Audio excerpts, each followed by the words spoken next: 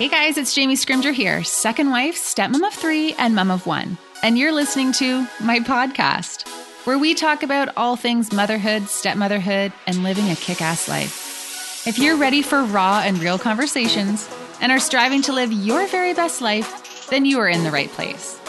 Every week, I'll provide you with tips and strategies and mindset shifts to inspire you to live your own version of a kick-ass life, while bringing you along as I create my own.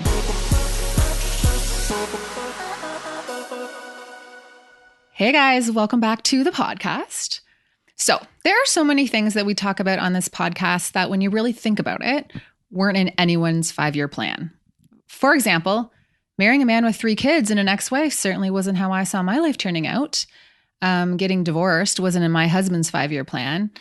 And actually running an online platform and a coaching business inspired by my experiences as a stepmom definitely wasn't what I thought I was going to be when I grew up. But here we all are. Now, another thing that people never anticipate happening is being cheated on. And honestly, in my mind, it's one of the worst forms of betrayal. I cannot even imagine, and I have often joked to my husband that if he ever cheated on me, I would probably end up in jail. And I'm kidding, but kind of not. In episode 36, we chatted with Jacqueline Shaw. She is the co-host of the Spiritual Smackdown podcast, and we talked to her about how her and her husband actually recovered from infidelity, saved their marriage, and are now better than ever. But in this week's episode, I'm talking to Lauren McKinley, whose story ended up a little different, which is in divorce and ultimately being in a co-parenting relationship with her ex-husband and the other woman. Again, I cannot even imagine. Lauren is the author of Stop Wrecking My Home, a raw glimpse of how to survive a destroyed marriage. And in this episode, we dive into how to co-parent with an ex who has cheated on you and the woman he cheated on you with.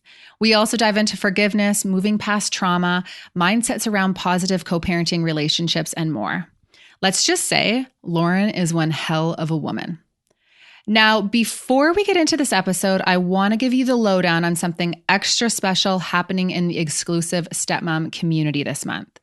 So if you are not familiar, the exclusive Stepmom community is my online membership for stepmoms who are looking for connection and support and positive change in their lives. It is entirely off of social media and a space where we take all the conversations that we're having on social media and in this podcast to the next level. It's not just a chat forum for stepmoms. Think Facebook group off of Facebook. We have exclusive monthly interviews with experts such as financial experts, family lawyers, divorce coaches, the publisher of Stepmom magazine, and we tackle everything from how to save money on lawyers' bills to how to co-parent with a high conflict ex, to finances in a blended family and more. We have live monthly calls that we often refer to as Wine Wednesday, which are basically a virtual glass of wine where you can connect with other stepmoms and pick my brain. And I also pop in and do weekly check-ins and share raw and real musings, like off-the-cuff reflections about what I'm dealing with in my step-family life in real time. And you have the option of seeking individualized one-on-one support from me in the Ask Jamie section of the forum. Basically, it's about raw, real, next-level conversations about stepmom life off of social media in a private and secure space, as in you can literally change your name if you want to remain completely anonymous. On top of all of that, this month, Darren and I are releasing a podcast episode for members only, where we share what we really think about the child support and legal system and what we do to cope with the unfairness in our blended family. Yeah, we're going there, and yep, it's real talk. The episode is going to be available to anyone who is currently a member of the community or who signs up by November 15th. So if you're not in this, now is the time to take action. The doors close for the community on November 15th. So if you want to sign up and get more information, you can head to www.jamiescrimger.com/membership, and we will see you in the forum.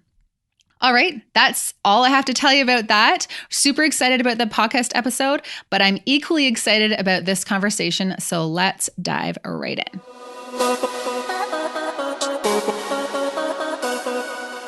Lauren, welcome to the podcast.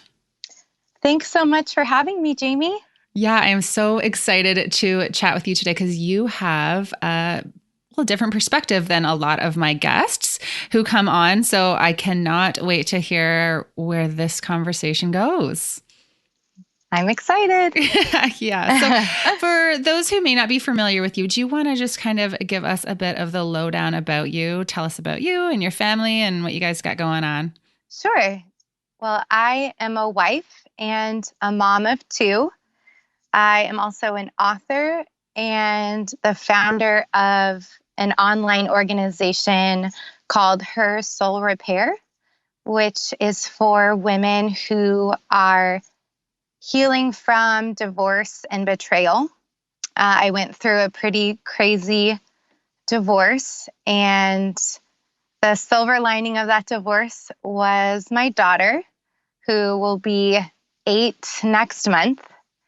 So my ex-husband and I have since remarried, and my now husband and I have a son who is almost 2. That kind of makes up our blended family, and we're all very involved. We share custody of our daughter, so she spends half the week with us and half the week with her dad and stepmom. And we just do our best to stay united and navigate this co-parenting dynamic in the best way we know how. Yeah, and well, in a lot of circumstances, it's just not an easy thing to do. But in your circumstance in particular, you talk about going through like a pretty messy divorce. Can you share kind of what went down there? Because you ended up writing a book called "Stop Wrecking My Home," and that transpired after things that you went through in your own personal life. So, can you share a little bit about what happened? Absolutely. Yes, my book is the story of my former marriage. My ex-husband ended up having an affair and leaving our marriage for the other woman.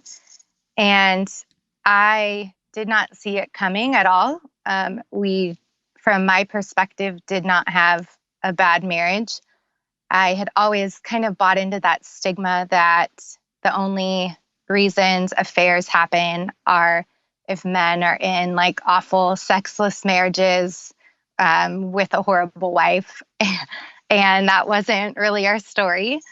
So it was very shocking. And I just kind of processed it day by day, doing the best I could to accept what had gone down and what was my new reality. And I think for me, I wanted to write my story down because when I was going through it, I didn't find the resources I needed that gave me hope and that showed me I wasn't really alone in this. Like the books I read were kind of somber and depressing, and you're already kind of at a low point. You don't need negative feedback and negative advice.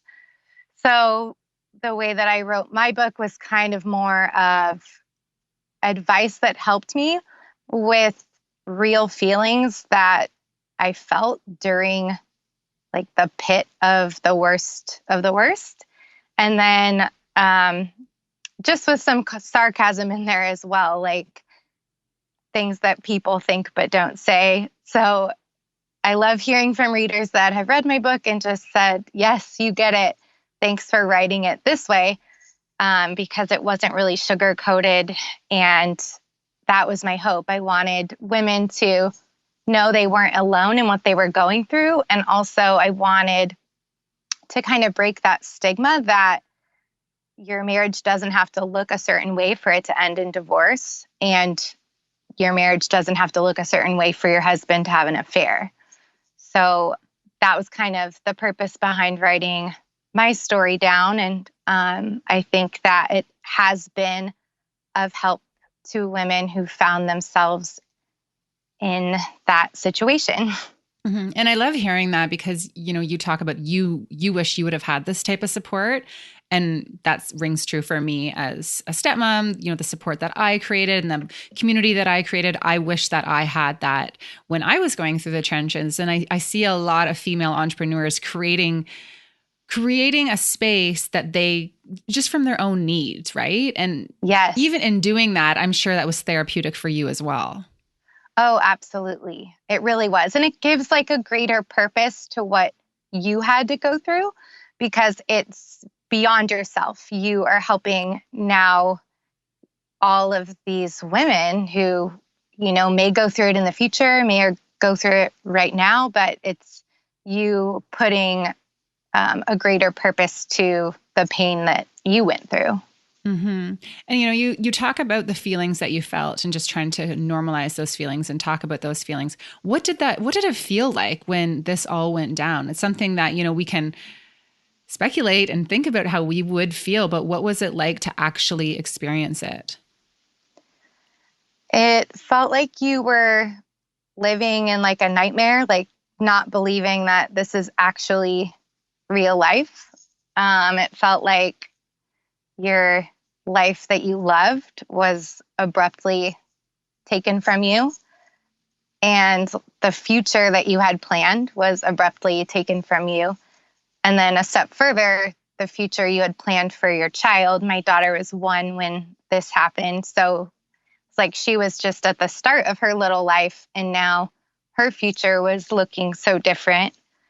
So it was, yeah, I mean, I try to frame it in a positive light for people who are going through it because there is light at the end of the tunnel and there is hope after divorce. But I mean, there's nothing easy about divorce. It's full of loss and grief and yeah, it's just very painful, very painful. It sounds like it's very much a loss of control, right? You have absolutely no control over a situation that you kind of felt like you did have control over. Right. I mean, no one goes into marriage thinking they'll get a divorce. It's kind of like you sign up for forever. So you never think that you are going to lose this union and the partnership and everything that goes into a marriage. Mm-hmm. And so what's your co-parenting relationship like now? Present day, I'm really proud of the dynamic we've created. And it has taken a lot of time, a lot of healing, a lot of forgiveness. It's by no means been an easy road, but for my ex and I, we always agreed on our parenting values and the way we wanted to raise our daughter. So even when our relationship wasn't at the best places, we could still interact in a way that was productive for our daughter. And we could have conversations of how we wanted to raise her and decisions we wanted to make. And in the beginning, it was kind of more like business-like because I couldn't, and my emotions were too heightened to interact with him because of everything that had gone down. And so we would just keep it very like to the point about decisions regarding her and parenting. But as time went on, and like I said, the healing happened, our present day relationship is very cordial and fine. And like we're all very involved in decisions that pertain to her. So I'm proud of our present day dynamic, but it has taken time and intention. Yeah, I can imagine. Now, how early on did the other woman, become part of your daughter's life? So they stayed together during the entire process of our separation, divorce, and then ultimately when they got married. So early on, I really didn't like her to be around my daughter because I didn't trust her intentions. Mm-hmm. And that was very early on, like when we were still going through the divorce. It hadn't even been final yet. But as time went on and when I knew they were ultimately going to get married, and I was, I think, engaged to be married at the time, it was about a 3-year window between like news of the affair and the finality of the divorce and accepting like, okay, I think this is going to be my daughter's bonus mom. I think they will end up getting married. So I had like a good chunk of time to process, heal, and accept this new reality. And that really helped in kind of the relationship we have today. Mm-hmm. And now, have you and her ever had a conversation about what happened before, like during the affair, or is it just kind of move on? We did. We had a conversation, like I said, right around when it was apparent that they were going to get married. I think I had just got engaged.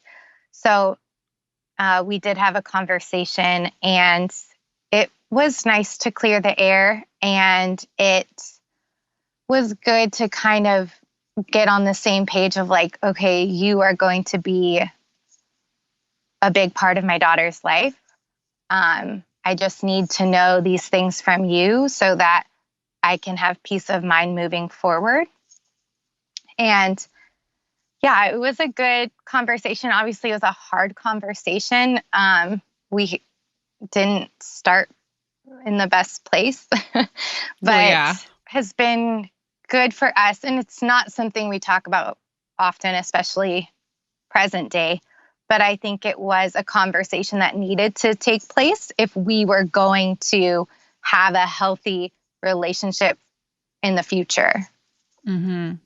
And, when you're talking about the co-parenting piece, it is so important as adults that we keep our emotions out of co-parenting. And it can be so hard, right? To keep those strong thoughts about the other parent, especially if it's high conflict or there's an affair or whatever it is that's going on.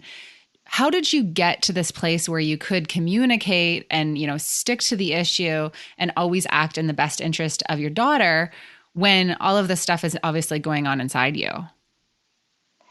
I think it just gets to the point where you have to just be the grown-up and like suck it up and swallow your pride and realize it's not about you. Like this is about your child and creating the family unit that is best for them.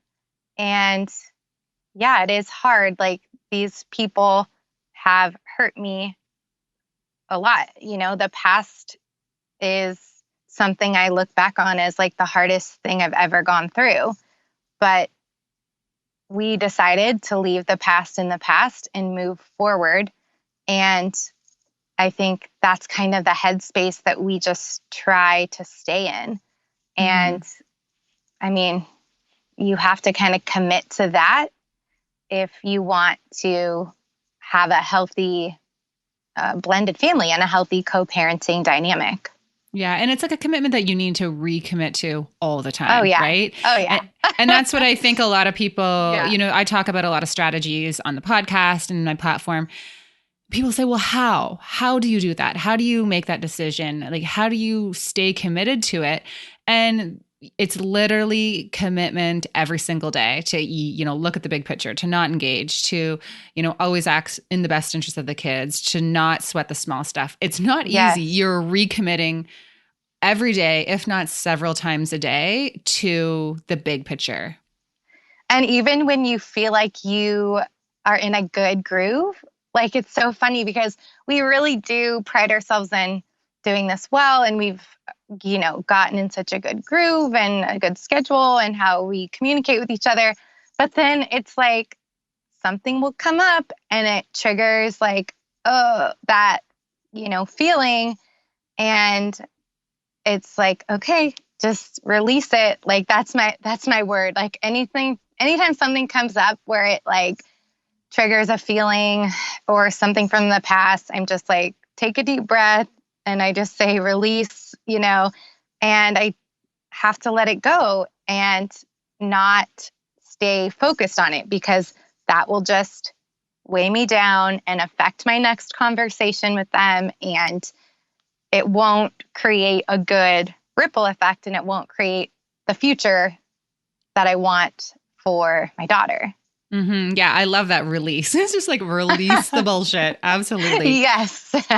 So I work with a lot of stepmoms who were the other woman. And they struggle with dealing with the ex, and for obvious reasons. Sometimes I'll get these emails and it's this big, huge thing about why won't she let me play a role in, my stepdaughter's life, or why does she hate me? It's like, well, her husband had an affair with you. So why don't we start there? Like, you didn't start things on the right note here. There's obviously issues of betrayal and trust. So I'm going to say that might be the root of it. But what do you want them to know from the ex-wife's perspective? Like, what is it like from your side of things? Yeah. Well, I can kind of speak to our story and what has helped me. But like I mentioned earlier, I didn't always trust her intention because of how things started. And so, giving the ex-wife a little bit of time to accept and process this is really helpful because, it's never part of the original mama plan to share your children. So that is a hard thing that, we go through, but it's harder when you're not fully trusting who this person is in your child's life. And what's helped me the most is just watching my daughter's stepmom care for my daughter and the love that she shows my daughter and the time she spends with her, and just watching that develop over time and see that I really can trust her. She really does love my daughter. And just watching their relationship develop and seeing over time, okay, her love is consistent and she isn't going anywhere. And just kind of watching it develop has been so helpful for me. So I think as, the stepmom, just keep showing the ex-wife how much you care for the child. And giving her some space and some grace to just kind of process the changes on their own time. Because I think a lot, like, empathy goes a long way, and you have to put yourself in the ex-wife's shoes. And that's just a tough pill to swallow, especially if they weren't the ones who wanted to end the marriage, right? They're watching this other woman essentially live the life that they thought they were going to have. Yeah, it's so true. And I think that time piece, and I know you had spoke about it on a recent episode where you said, stepmoms feel like they have to jump in full force and take on that role, which is amazing. And I think it's awesome to see, stepmoms wanting to be that involved, but it also can be pretty abrupt for the ex-wife to watch it go from 0 to 100 with their child and another parent. Does that make sense?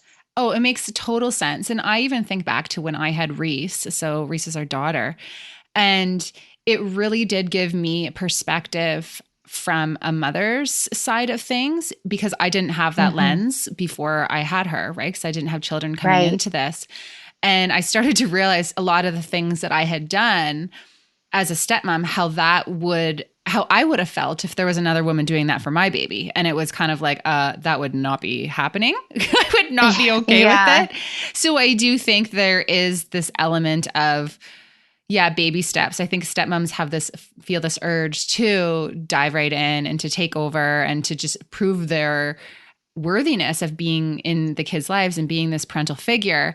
But time and time again, and we talked about this in the exclusive stepmom community during one of the videos this month with Brenda from Stepmom Magazine. She is the publisher, and she was saying, just slow down. Stepmoms should really just slow down and let everyone kind of get used to the situation and take baby steps as you become involved. And I think especially in the situation you and I are talking about, that would be the best case, because everyone just needs to kind of get used to things. It's a transition for everyone. Yes. And it's amazing to see. I mean, we're about 3 years in now, and it's just amazing to see how much easier it's gotten and how much more natural everyone seems with each other. And I know it's like the old cliche about, time and it can heal, but it really does help. Like in the beginning, it just didn't feel natural and it was hard to watch. And now I can say that it has gotten easier. Mm-hmm. Have you forgiven her and forgiven your ex? Well, like we said before, I would say yes, but forgiveness is a continual choice. I think it is a commitment to the choice and not the feeling. And I decided early on that I wanted to model that forgiveness to our daughter, for one, but unforgiveness will weigh you down, like the bitterness and the unforgiveness Mm-hmm. within myself. If I didn't deal with that, would have weighed me down and it would have, trickled into other relationships, which I didn't want. So, yeah, I feel like I definitely have committed to forgiving them. And I think, again, in what you're modeling to your child, it's like you can't punish someone forever for a mistake they made. And we always say, like, it's not about the mistake, but how you clean up the mess. Mm-hmm. And, my ex and his wife are amazing parents to our daughter and are always there for her. And present day, it's like I couldn't ask for anything more, even if how we got here isn't the best story. It's like it's better than having him marry someone who resents my daughter or doesn't like being around her or isn't interested in having a relationship with her. Yeah, absolutely. And when I think about forgiveness myself, I often come back to, well, using the word acceptance instead of forgiveness.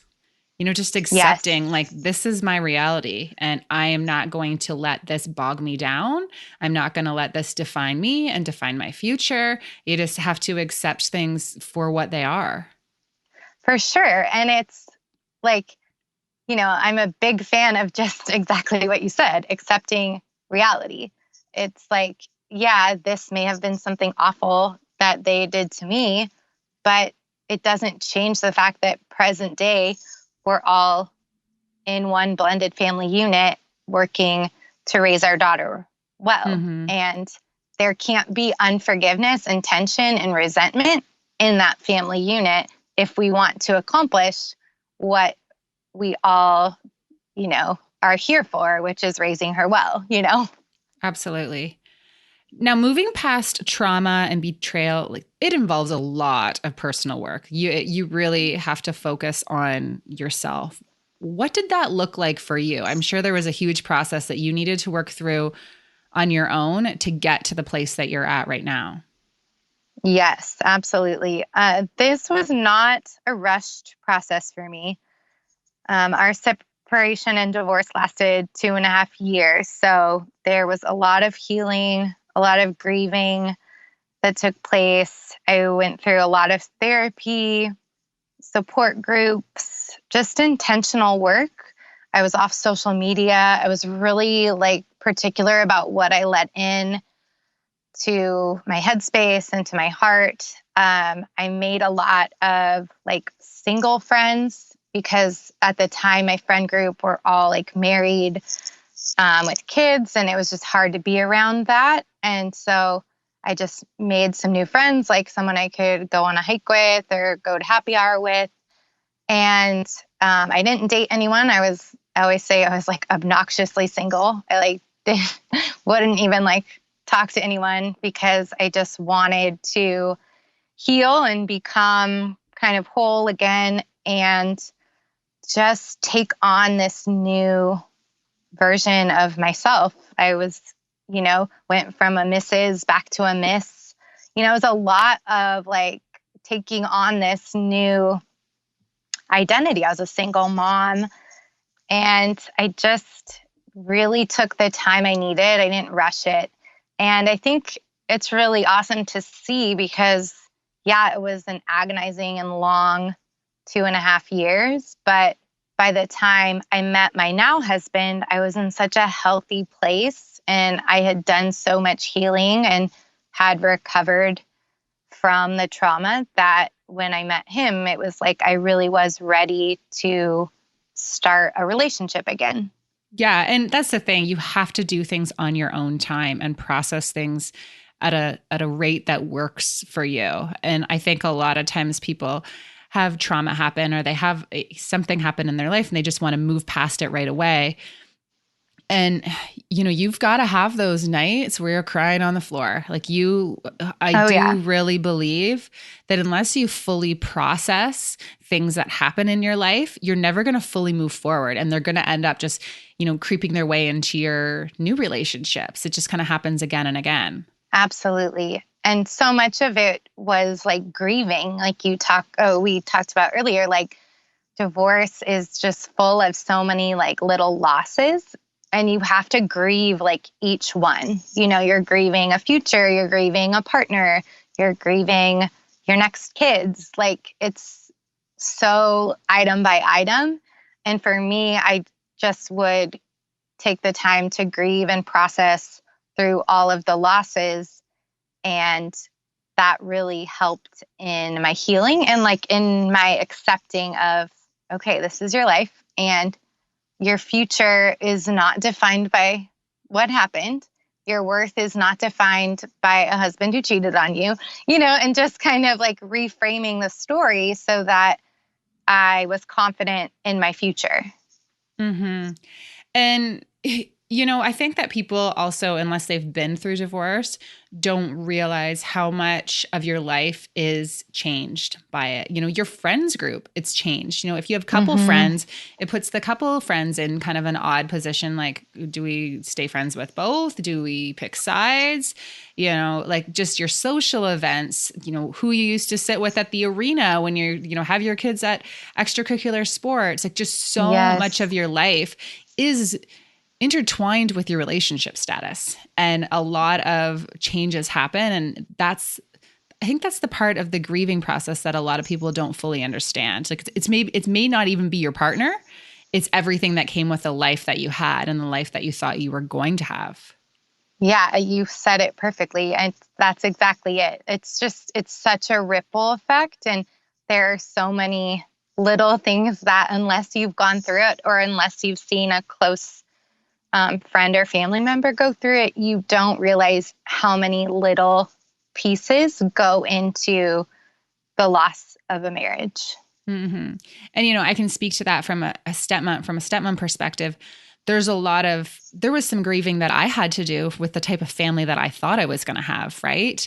And, you know, I remember the first time I ever heard someone say you have to kind of grieve the life you would have had.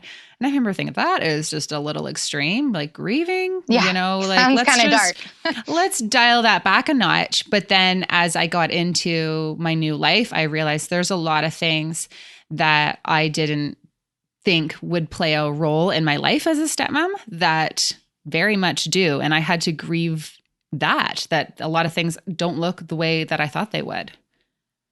Yeah. And it's like the past is always a little bit in your life because of co-parenting. Yeah. It's not like you can just get rid of an ex, right? When you're co-parenting, you know, when you don't have kids, you can just like, see you later, shitty ex, like off you go. Yeah. You don't have to think about them again. You just kind of take the lessons and move forward. But when you have a kid, they're constantly in your life. And so it's a constant source of stress and even more lessons, I guess. I know. It's so true. And when in my community, you know, I think women who get divorced and they don't have kids, I'm always like, but at least now this can be like a clean break. And they often grieve that they didn't have children. And I also see that side. Like, I feel like our daughter gave purpose to our union. Like something that was so painful for me, there was purpose in our union because our daughter came from it. It's like, well, hello. Yeah, that's amazing. And so I kind of remind myself that when I'm like, well, this would have been easier if it was just a clean break, never have to see you again. But it's like I do it all over for my daughter. You know how it is being a mom. It's like, yeah, It's the best thing. Yeah. So it's so good. It's so awesome. It's good to remember. It's good to remember. What do you hope that women get out of reading your book? Well, like I said, I really wrote the book that I needed during my divorce. So I know it sounds cliche, but I just hope that women feel less alone in what they're going through, and that they can take what helped me and apply it to them. And also just kind of break that stigma. Like, I want, and this goes with blended families too, I want to break the stigma that comes from divorce and betrayal, for one, but also that comes from being in a blended family. And where my book was written before we were in an official blended family, so there's not much on co-parenting in the book. It's more of how I got through the affair and the divorce. But I think my hope for sharing my story and putting it out there is that women would be helped by it, and they would see the hope that can come from even like the worst and most heartbreaking situation. Mm-hmm. And, you know, I think it really does sound like a tool that helps people plow through those feelings of shame and embarrassment, because that does happen when you're cheated on. When you feel like you've been betrayed, it's almost like you internalize it and think it's something that you've done wrong, when that's not the case. Yeah, it definitely took some time to rebuild my confidence. And I think that's a lot of what I hope my book does too is, you're feeling at a low point because of what happened, but this is not who you are. This is something that happened to you. Mm-hmm. I love what I was looking up your book online, and it was in the description. It says, "The path you have endured may have broken your heart, but it does not have to break you." Yeah. Like that. And that is so good. Thank you. Yeah. I mean, that's how I felt. You have to look to the future with hope, and you have to take what you've gone through, and it's always a part of me for sure, but it has opened up this whole new like passion and community. And now it's ultimately like the work that I do. And that's what I love about your community as well. It's like, you didn't know this was going to be your life. And now you have this huge, now you have this huge platform, and you're helping so many stepmoms. I mean, it's really awesome. Yeah, no, this was not in my plan at all in so many respects. But yeah, that's how life works. I know. Isn't that the truth? Yeah. Well, thank you so much for coming on the podcast. I'm going to link your book for everyone in the description so they can grab a copy. And I just appreciate your time so much, and for you sharing your story with us. Awesome. Thank you so much for having me. Okay, guys, if you like this podcast, please do me a little favor. Take a second and subscribe on iTunes, and then screenshot this podcast, give it a share in social media, and tell your friends what you think. And hey, don't forget to tag me so that I can thank you for helping me spread the word. Thanks so much, and I will talk to you next week.